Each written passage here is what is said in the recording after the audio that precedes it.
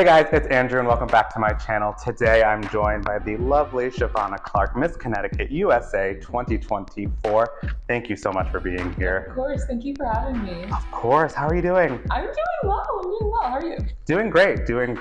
I'm very happy to have you because we are both first-generation Americans. We are both part of the LGBTQIA community, and I think this is such an awesome representation of what our country is, and I'm just so happy to have you here, and I'm ready to get to know you a little bit better. So your family's from Jamaica, correct? Yes. Both your parents? Yes. So what brought them to this area of the country? You're not originally from Connecticut, correct? No, I was born in the Bronx originally. Okay. Yeah. I actually came to school in Connecticut. I went to UConn, go Huskies. Oh, great, yeah. And great year for the Huskies, too. Yeah, I loved Connecticut, fell in love with Connecticut. And then my sister and her family ended up moving here. And oh, great. We kind of just stuck around. Yeah, I love Connecticut too. A lot of people say some things, but Connecticut's a great place, guys. So you got a BFA in drama from UConn. Yes. Can you tell me a little bit about that and what you majored in and what you did with it? So I studied acting. Oh, great. Straight to the point. Awesome. I can tell by all your interviews, you're such a natural on camera. Oh, thank you. So after I graduated, I did do a little bit of acting for a while, especially in New York. I did some off Broadway. I did a lot of regional theater here in Connecticut. Okay. Yeah, so that's mostly what I did with my degree. And after a while, I was just like, I want to venture into the world of fashion. So then I stopped acting and started working in fashion. Both really fun industries. I always like, so obviously I work in television and all of that. So it's just fun. I worked in sales for a long time at a museum doing this like membership stuff, like almost like a gym. And I was just like itching to get back into this world. That's what actually sparked this whole YouTube channel when I was doing that. And then somehow I ended up back here and you find where you belong. Yeah, I gotta say I miss acting though. Do you? Yeah. Have you ever done any film film or anything? So I mostly did theater. Okay. I mostly did theater. Theater can get hard. Yes. But I would love to get into some film and TV. I dabbled a little bit in background acting for a while. It was a lot of fun. Got to be on some cool shows, but it is a tough industry. I gotta hand it to anybody in the acting or performing field. It is really tough to break into. I want to talk a little bit about you being the first openly lesbian contestant to be competing at Miss USA. Yeah. What does that feel like when you hear people say that? It's really interesting for me because before I started, when I was doing my pageant journey, I was like, should I talk about this? Should I talk about my sexuality? Yeah. Because I mean, it's a little scary. Yeah. Not because I feel like people won't accept me, because it's okay if people don't at some point. I mean, my family loves me, my friends, they love me. So I do feel accepted by the people that matter the most in my life. And that is what's most important. But I think when you're entering a pageant, once you win, all eyes are on you and people are talking and people have their opinions. And I was a little nervous at first. I was like, maybe I shouldn't bring this up as much. And I did talk about it last year when I competed a little bit, but not as much as I really talked about it this year. And I think what was really important for me is last year, the day of Pride, like when we had like all the Pride festivals, my mom and I were watching the Pride parade, and she sat me down and she started crying. And she was like, you need to just fully embrace everything that makes you who you are. Absolutely. Like, look at those people. They're having so much fun. Yeah. They're living their best lives. And you're still somewhat scared, I can tell. And that was a very, very eye-opening moment for me. Because she was right. Even though I was like, I came out so long ago. What do you mean? Like, I'm scared. She was right. Yeah. She was right. And being in this position, being Miss Connecticut USA and being the first openly lesbian, that is so powerful for me, at least, to talk about that, to be here for this community, because that representation matters. Mm-hmm. And let's be real, there are so many queer people in pageantry. Absolutely. There are so many queer people in Yep. pageantry. So I just feel like I'm celebrating everyone and honoring everyone that is a part of this community. And it's really beautiful for me. I agree. And it's like, if you know, you know, like I've been there. A lot of people I know have been there too. And it's tough. Everybody's journey is different, and doing it in such a public way, because I mean, it made news. I saw a lot of headlines: Miss Connecticut USA, first openly lesbian. It could be a lot of pressure, but you handled it beautifully. And I just can imagine those little girls, little boys, everybody just watching and seeing you as a role model for them. Honestly, I really think about little Shavana Yeah. in those moments, because I knew I was queer to some extent since I was in middle school. Yeah. And it wasn't until later in life that I came out and started living my authentic life. And I really think about her. Yeah. And the fact that she would be so proud to not just be going to Miss USA, but to be going to Miss USA as herself. As your authentic self, yeah. One fun thing I read about you is you have, you practice a British accent. Oh my goodness, yeah.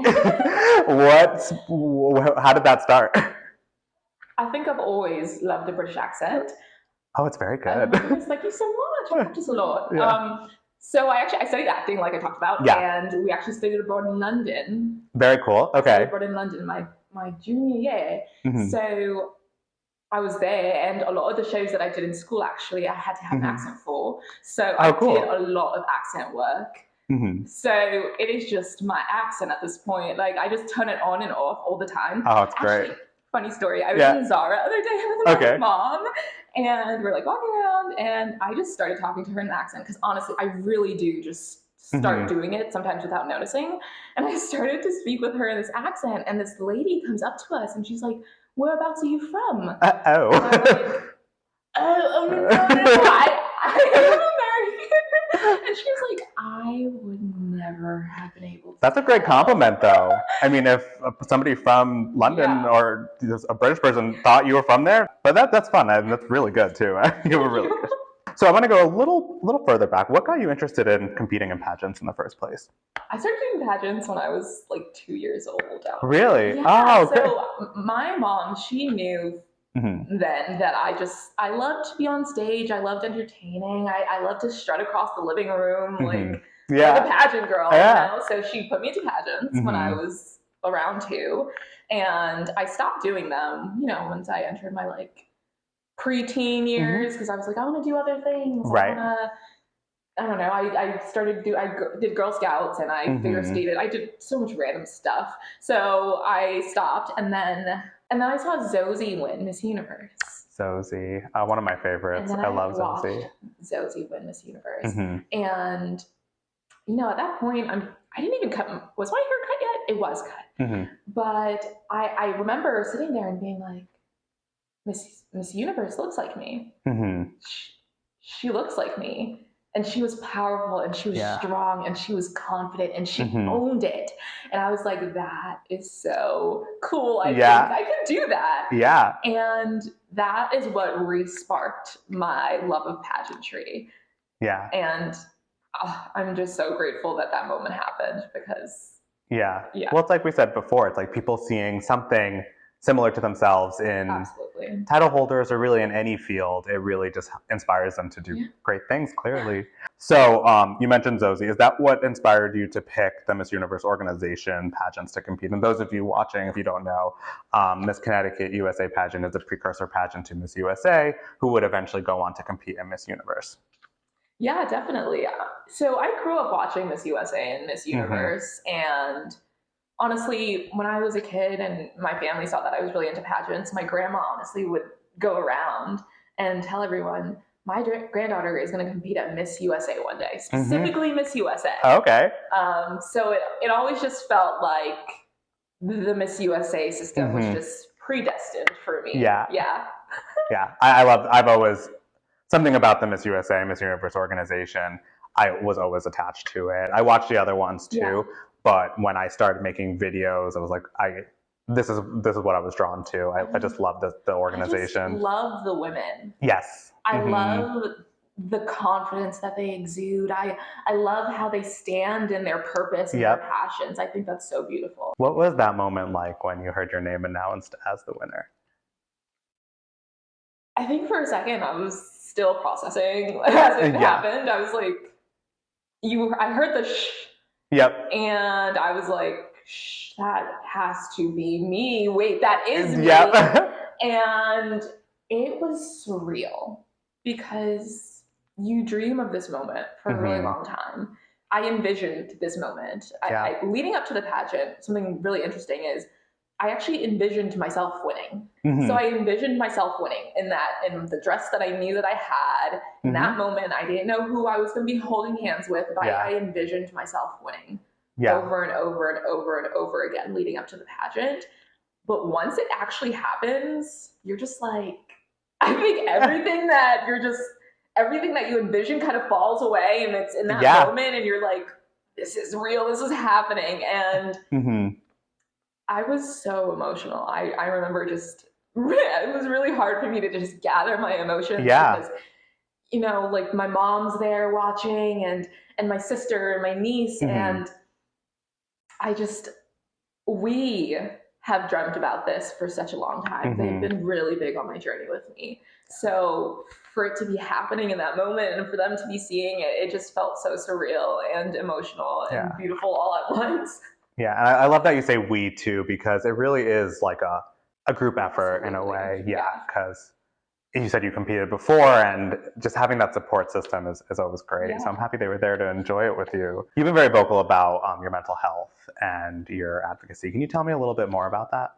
I've struggled with my mental health since middle school. Around sixth grade, that's when I first started struggling with, depressive thoughts and self-harm. And this has very much been a part of my journey, a part of my life.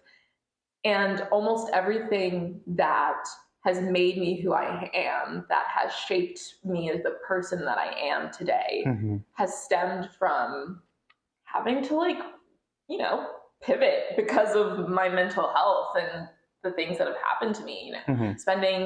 I spent like 2 months in a mental hospital. That's really hard. But what I think is really important is being so honest about that stuff, right? Because growing up, I didn't have that person to look up to saying like, oh, they're being so honest about their mental health. That's great because I kind of understand it. I kind of know where to. No, I didn't have that. I had to figure out a lot of stuff for myself, especially coming from the Jamaican background. Some countries are not as big on mental health as other countries, and Jamaica is one of those countries that sometimes they just don't get it. So my parents didn't fully understand it. I mean, they did a lot of research, and now they're so supportive. But when it first started happening, they almost didn't really know what to do, which is understandable, And there was a lot of things that I had to figure out for myself. There's a lot of things that I had to learn for myself. And I really always wish that I had someone that I could look up to and that was in that position being so vulnerable and so honest. So I think that's why it's so important that I do that, because it makes people realize that struggling with your mental health is so normal. Yes, it is. It is so normal.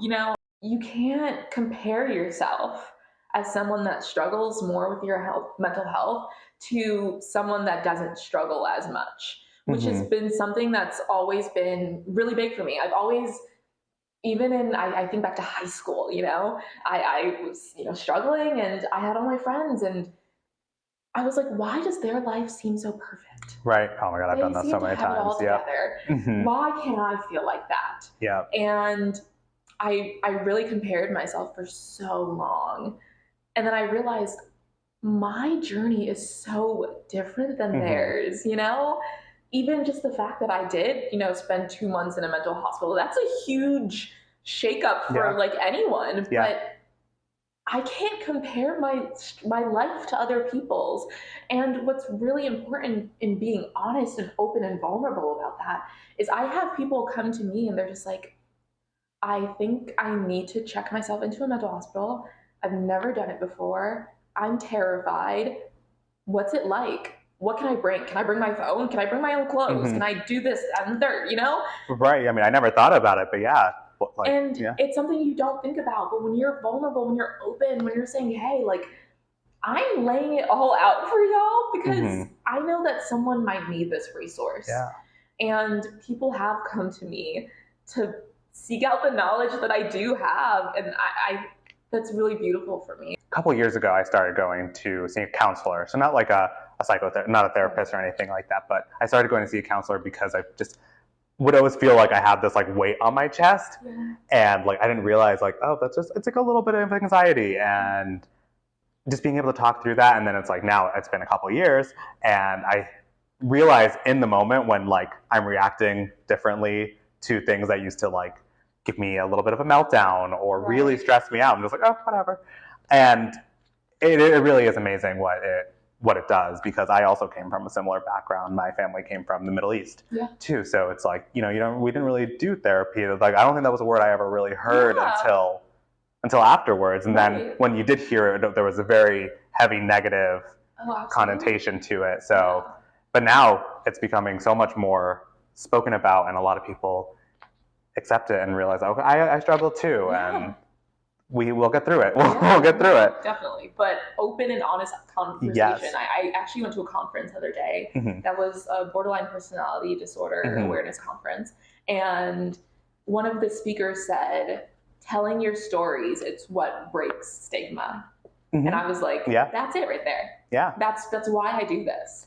Can, if you're comfortable speaking, can you tell me a little bit about what borderline personality disorder is? Yeah, so it is a disorder that is definitely, it's one of the more stigmatized mental health disorders. And it's said to be a combination of environmental factors and genetics. So genetically, you can be predisposed to having it. But then there are environmental factors that also trigger certain things.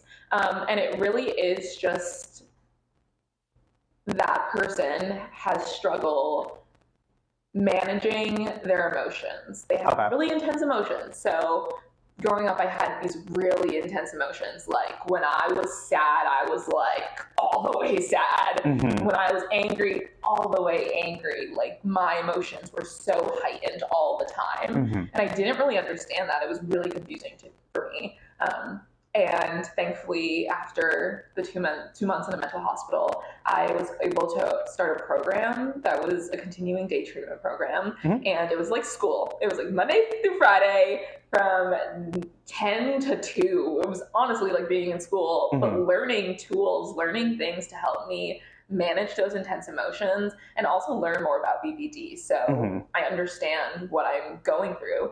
And while I was in there, I was able to meet other people that had BPD. And yes, the skills were super helpful and learning about BPD was helpful, but also meeting people that also had BPD, life-changing for me. Absolutely life-changing. That's amazing. Yeah. So speaking of this, you started your mental health bestie. Can you tell me a little, or tell us a little bit about that? Yeah, so it's a blog, and I also do videos on my Instagram / TikTok. And the point is to really start a conversation, to talk about different mental health diagnoses, to share some skills that I've learned along my way, to share my story, because I think that all of these things are important when we're talking about mental health. So I kind of want to do a little of everything, and I'm hoping to really expand it into this community of people. So it's not just my voice that's being heard, but it's other people sharing their stories, sharing their skills, their tools to help manage whatever you're struggling with. Wow, that's amazing. Yeah, I've seen some of the videos on your Instagram. So let's talk a little bit about Miss USA. It's coming up in August. Oh gosh. So what are you most looking forward to? There's so much that I'm looking forward to. Honestly, it's all starting to like really sink in. Like the ball is rolling. Yeah. I'm so excited. I have a gown fitting today. Amazing. Very pumped. and we're ball rolling with wardrobe and with practice with my amazing stage performance coach and my interview coach. So the ball is rolling, things are happening, and honestly, I'm just excited to be there, to get there, and just live in that moment. I'm really a type of person that tries to just soak up moments, and I just know that once I get there, it's a once in a lifetime experience. I'm just gonna want to soak it all up, and that is, I think, what I'm looking forward to the most. Just making those memories. Yeah, you guys are be in LA, right? That's where it's gonna be. Yes. Yeah, that sounds like a lot of fun. Oh, I'm excited. So you don't just show up. Can you tell me a little bit about your preparations? Yeah, so I have an amazing walking coach who helped me prep for Miss Connecticut USA, and she's helping me prep for Miss USA as well. So I'm really excited about that. I love being on stage. I feel so confident and powerful on stage, and I'm kind of just really excited to show off all the work. We are putting in work, y'all. I think my Connecticut performance was amazing, and my goal when I'm working and doing things is like, how can we top that? Like, how can we just continue growing here? So I'm excited to just continue putting in that work and then showing off all the hard work in August. And then I think it's going to be amazing. I'm very excited to see you. Thank you. So speaking of preparation, actually, I wanted to ask you about Sour Candy Studios. Yes. I know you made your. Actually, why don't you first tell them about what it is? So Sour Candy Studio, it's my small business. It's a crochet one-of-one garments and pieces, and I made my swimsuit. Yes, that's where I was going. Yeah. For the competition. Yeah. So I figure at Miss USA, you're probably not going to be able to make your swimsuit, but are you making any pieces for anything, or is it a secret? Find out. We will find out, but I'm very excited. And I saw some of the stuff. It is so cute. I'm just like, thank you. Is it hard to pick up crocheting? Honestly, you just have to be really patient. You have to be very patient. And that was really hard for me, especially because I started crocheting to help with my mental health. Okay. I didn't start doing it because I was like, I'm going to start a business. No, I started doing it as a hobby for my mental health. And somewhere along the lines, I was like, oh, I'm actually pretty good at this. And people were just like, oh, that's cute. Do you sell this? And I was like, I could. If you want to buy it, sure. If you want to buy it. So you definitely have to be patient. And that was one of the hardest parts for me because I was so ready to give up. And my mom was like, breathe, try again. I mean, thank God for moms. Yes. Oh, gosh. One more Miss USA question. What is your favorite area of competition? Interview. I think it changes all the time, but right now, interview.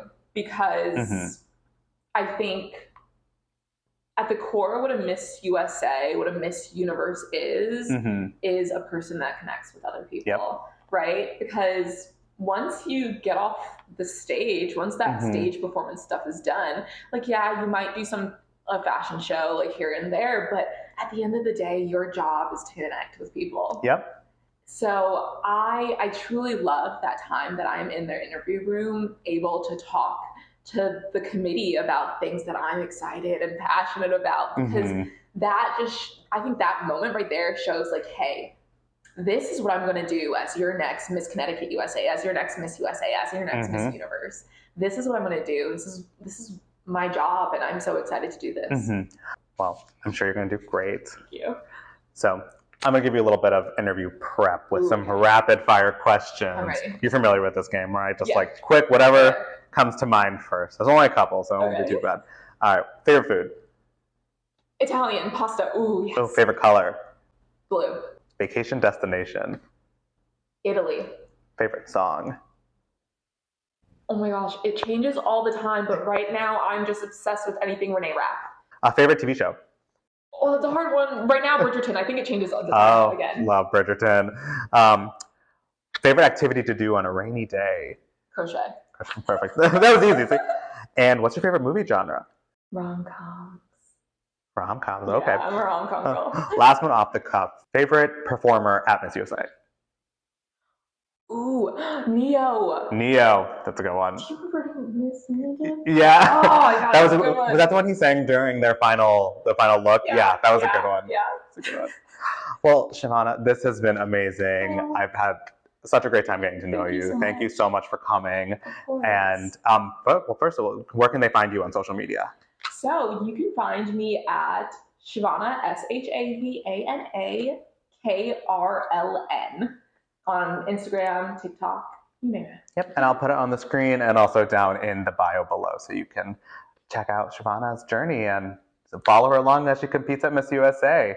I'm excited to see the looks. I really am. Oh, yeah. I'm excited for them. Yes, yes, and I am like imagining them in my mind, and I'm like very curious to see if they're going to be right. So I won't share them with you yet. All right. Well, if you guys like this video, please give it a big thumbs up. Remember to hit subscribe. I put out new videos around pageant season, unless we had a special occasion for an interview.